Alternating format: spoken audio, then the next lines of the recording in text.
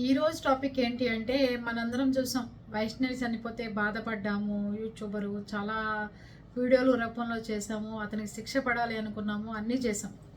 కానీ ఈరోజు టాపిక్ ఏంటి అంటే వైష్ణవి గురించి వాళ్ళు విసుగు విరామం లేకుండా వీడియోలు పెడుతూనే ఉన్నారు. ఆ రోజు నుంచి కూడా గ్యాప్ లేకుండా. ఆ అమ్మాయి చనిపోయినప్పుడు అప్పటికప్పుడు పైన పందిరి వేశారు. అప్పటికప్పుడు బిర్యానీ తిలు చెల్లి అని లేపారు. అన్నీ చేశారు. అంతవరకు అంత బాగుంది. ప్రతి ఒక్కళ్ళ ఇంట్లో సానుభూతిగా జరిగేది అంత బాగుంది. ఓకే.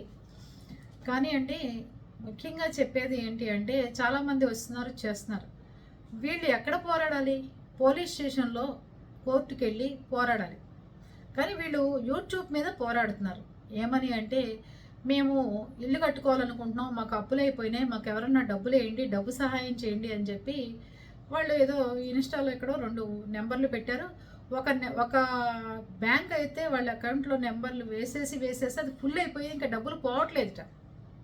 అయ్యా, వేసేవాళ్ళు ఎప్పుడన్నా మీ ఇంట్లో మీ అమ్మలకు కానీ చెల్లెలకు కానీ తమ్ముళ్ళకి కానీ ఇలాగే అత్యవసరం అంటే ఎప్పుడన్నా డబ్బులు ఇచ్చారా? లేదు అంటే ఎక్కడన్నా చదువుకోలేక డాక్టర్ అవ్వలేక ఆత్మహత్యలు చేసుకున్న డాక్టర్ల దగ్గరికి వెళ్ళి ఎప్పుడన్నా చేశారా? సైనికుల్లో యుద్ధంలో చనిపోయిన సైనిక అధికారులు భార్యలు కానీ తల్లులు కానీ అనాథలుగా మిగిలిపోయి రోడ్డు మీద అడుక్కు తింటున్న సందర్భాలుంటే ఎప్పుడన్నా 1 రూపాయి ఇచ్చారా? ఇంకోటి చెప్పమంటారా? పస్తు కొడుకుని చదివించిన తల్లిదండ్రుల్ని రోడ్డు మీద వదిలేస్తే పిల్లలు అలాంటి వాళ్ళ దగ్గరికి ఎప్పుడన్నా డబ్బులు ఇచ్చారా? లేదు. ఈ మధ్యన సోషల్ మీడియాలో డబ్బున్న వాళ్ళు అడుక్కోవడం ఎక్కువైపోయింది. డబ్బు ఉన్నవాళ్ళు వైద్యం చేయించుకుంటాక స్తోమతున్నా వైద్యం చేయించుకోవట్లా, యూట్యూబ్ మీద పడిపోతే వాళ్ళే డబ్బులు ఇచ్చేస్తారు. అక్కడ ఉన్న వాళ్ళ దగ్గరికి ఏడ్చేస్తే మనం వాళ్ళే డబ్బులు ఇస్తారు, వాళ్ళే చేస్తారు. మనం కూరగాయల తోటలు పెట్టుకోవచ్చు, పక్కన షెడ్ వేసుకోవచ్చు, కారు పార్కింగ్ పెట్టుకోవచ్చు. కూతురు అమెరికాలో ఉంటుంది, మూడు గవర్నమెంట్ ఉద్యోగం, 2 కొడుకులు, మంచి జాబ్ ఉంటుంది. ఆ వైద్యం ఎవరైతే అడిగారో ఆవిడకి మంచి సాఫ్ట్వేర్ ఉద్యోగం చేస్తుంది. అందరు ఒంటి మీద బంగారాలు ఉంటే అందరు ఉంటారు, బకరాలు అయ్యేది మీరే, ఈ డబ్బులు వేసేవాళ్ళు. అర్థమవుతుందా మీకు ఎవరికి ఇస్తున్నారో సహాయం? పేదవాడికి చెయ్యండి. డబ్బు రూపాయి లేకుండా వైద్యం అందక వైద్యం చేయించుకోలేక చచ్చిపోయే వాళ్ళకి ఇవ్వండి. మనం పునర్నవికి ఇచ్చాం చూసారా డబ్బులు, అది ఉపయోగపరమైన పని. అంతేగాని ఈవిడ ఇలరెక్కం అల్లుడిని పెట్టుకుని అల్లుడికి 15 లక్షలు పెట్టి ఈవిడ ఇల్లు కొనిపెట్టి కింద పైన పోర్షన్లు ఇల్లు కట్టుకుని ఆవిడకి టైలరింగ్ సదుపాయం ఉంది, వాళ్ళకి పెద్ద ఫ్యామిలీ, అంత బ్యాక్గ్రౌండ్ ఉన్నవాళ్ళు రేపొద్దున వాళ్ళు ఎక్కడికైనా పనులకు వెళ్ళొచ్చు, క్యాబ్ డ్రైవర్లుగా వెళ్ళొచ్చు, బోల్డ్ పనులు చేసుకున్న వాళ్ళు, ఆ శక్తి ఉన్న మనుషులు ఉంటే వాళ్ళకి డబ్బులు వేయాల్సిన పని మీకేంటి అని నేను అడగచ్చు. కానీ నేను అడగను, అది మీ సొంత విషయం.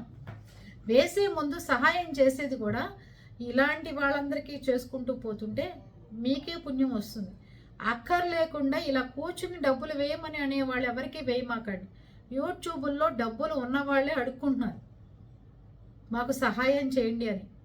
అలాంటి వాళ్ళకి సహాయాలు చేయటం ఏంటండి? పైగా అమ్మాయికి మేము విగ్రహం కడతాం. దేనికి కడతాం విగ్రహం? అసలు ఒక బయటకు వచ్చి మీ ఇంట్లో కట్టుకోండి విగ్రహం ఏదన్నా. ఆ విగ్రహం కట్టడానికి ప్రజలు దేనికి డబ్బులు ఇవ్వాలి? ఎంతమంది ఆడపిల్లలు భర్తల చేతుల్లో చచ్చిపోయారు, అత్తగారు వాళ్ళ చేతుల్లో చచ్చిపోయారు, ఎంతమంది చేతుల్లో చచ్చిపోతున్నారు ఆడపిల్లలు పొద్దున్న లేచిన నుంచి అన్ని చోట్ల. ఏ రోజన్నా ఏ పిల్లలకన్నా ఇలాగే డబ్బులు వేస్తారా అందరూ? మీ ఇంట్లో భార్య అడిగితే ఒక చీర కొనిపెట్టలేరు, తల్లి అడిగితే ఒక జత గాజులు చేయించలేరు. ఊళ్ళో వాళ్ళు అడగంగానే బట్టలు చింపేసుకుని మెడలో గొలుసులు, బ్రాస్లెట్లు, గాజులు అన్నీ అమ్మేసి ఊళ్ళో వాళ్ళకి ఇచ్చేస్తే ఏదో అయిపోతుంది అనుకుంటున్నారు అందరూ. ఏంటి పద్ధతులు? నిజంగా అన్యాయం జరిగింది, పాప చనిపోయింది, బాధ, ఏడ్చాము, బాధపడ్డాము. అలా జరగకూడదు, వాడికి శిక్ష పడాలని చెప్పి మనం అందరం పోరాడుతున్నాం, పోరాడతాం కూడా. లేకపోతే మీరు పెట్టుకోలేకపోతే ఒక లాయర్ ఖర్చు అడగండి, ఆ లాయర్ ఫీజు ఎంతో చెప్పండి, అందరూ వేస్తారు. అంతేగాని మీకే 2-3 ఇళ్ళు ఉండే పక్క నుంచి అల్లుడికి బండి కొనిపెట్టారు, 15 లక్షలు ఇచ్చామంటున్నారు, ఇంకా చేసామని చెప్తున్నారు.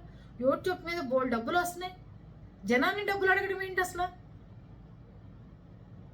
ఇది పెద్ద ట్రెండ్ అయిపోయింది, యూట్యూబ్లో కూర్చొని జనాలను డబ్బులు అడగడం. నేను దివాళా తీసా మామ, నాకు డబ్బులు వేసేయండి. నేను ఆర్థికంగా సహాయం చేయండి మామ, నాకు ఏదైనా ఇబ్బందిగా ఉంది. ఇదేనా? చాలా చాలా తప్పండి. మీకు ఎవరికైనా ఆరోగ్య సమస్యలు కానీ ఇంట్లో హస్బెండ్లకు కానీ ఏదన్నా ఉంటే ఆ ఆడవాళ్ళు ఇంట్లో నిస్సహాయ స్థితిలో ఉంటారు, నిజంగా లేని వాళ్ళు అయిపోతారు. కాబట్టి అలాంటి వాళ్ళకి హెల్ప్ చేసి పెట్టండి. అంతేగాని 14 మంది 13 మంది ఉన్న అన్నదమ్ములు పెద్ద ఫ్యామిలీ అది, వాళ్ళ ఇంట్లో అంతా శుభ్రంగా ఉంది, ఏంటి ఇదంతా? ఇట్లా చేయటం బాలేదు. వైష్ణవి మీద ఉన్న గౌరవాన్ని అలాగే ఉంచండి అందరూ. అంతేగాని దాన్ని మీరు తీసేసే విధంగా చేయకండి. విగ్రహాలు పెట్టినా ఏం పెట్టినా ప్రజల దగ్గర నుంచి డబ్బు తీసుకోవడానికి ఆవిడ పెద్ద దేశం కోసమో లేకపోతే దేనికోసమో పోరాడిన వ్యక్తి కాదని జనాలు తప్పుగా అర్థం చేసుకుంటారు. అందుకని మీరు ఆలోచించుకోండి. ఉన్న గౌరవాన్ని ఉన్న సింపతిని అలాగే ఉంచుకోండి. మీకు ఏదైనా ఇల్లు కట్టుకోవాలంటే మీరు సంపాదించుకుని మీరు కట్టుకోండి అని నేను చెప్పచ్చు. కానీ ఇచ్చేవాళ్ళు ఉన్నప్పుడు తీసుకోవడం మీది కూడా తప్పు కాదు. కాబట్టి నేను చేయగలిగింది కూడా ఏమీ లేదు. ఇచ్చేవాళ్ళు కూడా ఆలోచించుకుని ఇవ్వండి. ఏమంటారు? తప్పిందేం? నేను మాట్లాడిన దాంట్లో తప్పు ఉందంటారా?